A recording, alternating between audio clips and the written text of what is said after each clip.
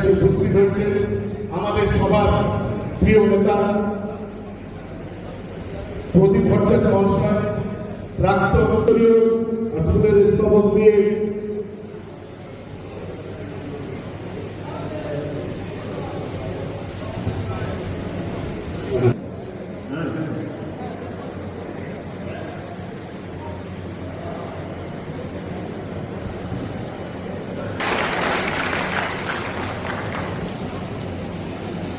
কামরুজ্জামান ভাই উপরে জায়গা আছে, আপনারা দয়া করে অনেক জায়গা আছে, প্লিজ দয়া করে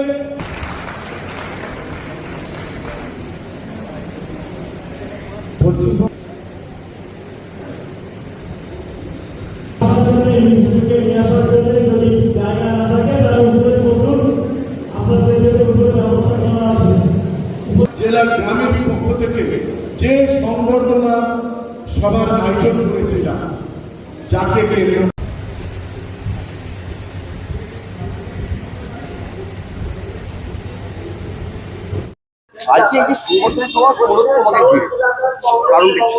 কারণটা হচ্ছে দিল্লি থেকে রাহুল গান্ধীর নেতৃত্বে তার হাত শক্ত করতে রাহুল গান্ধীর যে নির্দেশিকা আমাকে দিয়েছে রাজ্য জুড়ে কাজ করার, সেই কাজ শুরু হয়েছে।